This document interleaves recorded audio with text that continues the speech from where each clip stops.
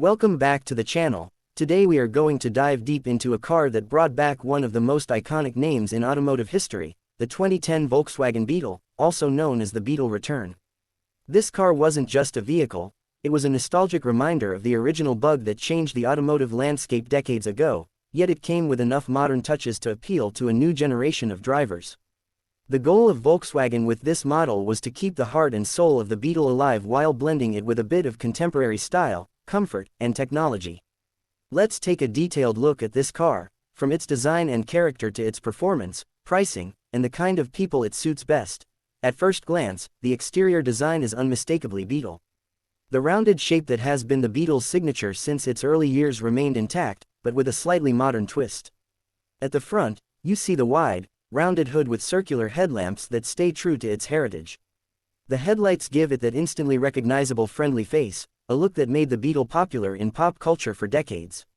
The 2010 version doesn't try to reinvent the wheel in terms of design but rather polishes the retro styling with smoother contours and cleaner lines. The front bumper is modest and functional, with a simple grille that blends with the body-colored accents, giving the car a playful yet stylish look. From the side, the arched roofline remains the star of the show. The curvature of the roof is a direct nod to the classic Beetle silhouette, and the way it drops down towards the rear is what gives the car its personality. The proportions are compact but balanced, making it look fun and approachable. The large doors make entry easier, while the fenders give it a slightly muscular stance.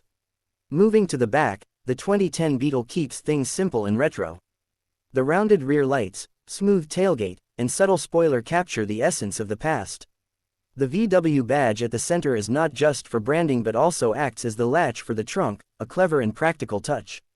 Overall, the exterior of the 2010 Beetle Return manages to walk the fine line between nostalgia and modern practicality. Stepping inside, the interior continues the same retro-modern philosophy. Once you open the wide doors, you're greeted with a cabin that feels both quirky and charming. The dashboard is rounded and clean, with body-colored inserts that match the paint of the car's exterior, giving it a unique and cheerful feel. The instrument cluster is simple, with large dials that are easy to read.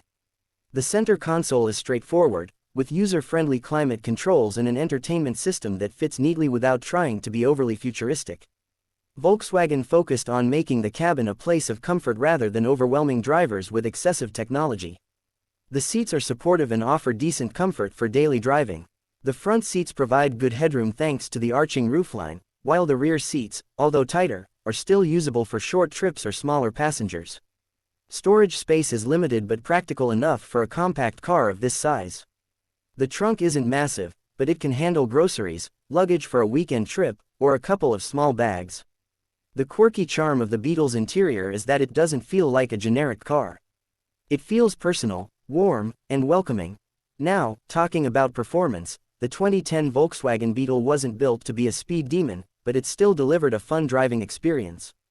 Under the hood, most models came with a 2.5-liter inline-5 engine that produced around 150 horsepower.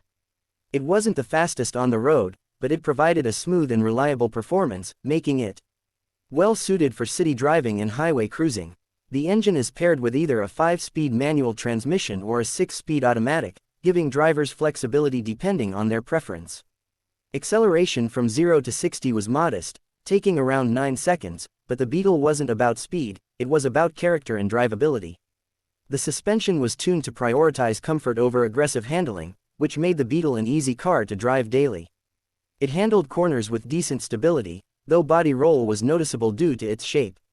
For those who wanted a bit more excitement, Volkswagen also offered the turbocharged Beetle models in some trims, which gave the car more punch and sharper responsiveness. Fuel economy was respectable, averaging around 20 miles per gallon in the city and 28 miles per gallon on the highway, making it practical for its time.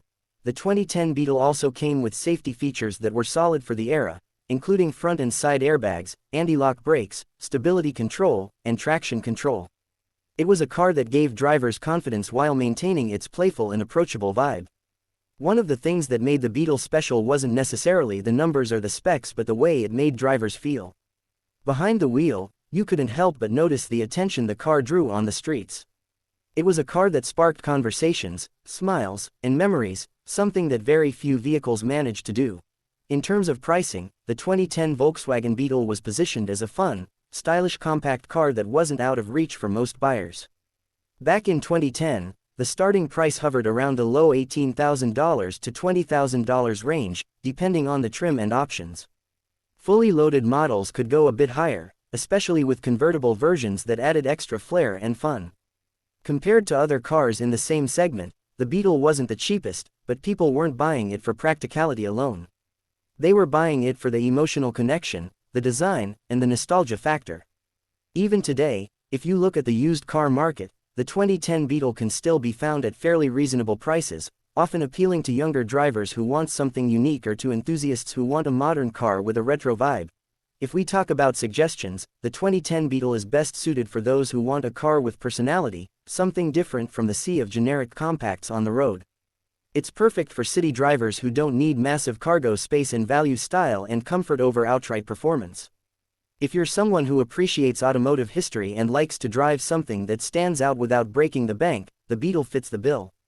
However, it's worth noting that rear seat space and trunk capacity are limited, so if you need a family hauler or a long-distance road trip car, you might want to consider other options. The driving dynamics are enjoyable but not sporty, so performance enthusiasts might find it a little tame unless they opt for a turbo version. Maintenance costs are generally reasonable, though like many German cars, keeping up with service schedules is important for long-term reliability.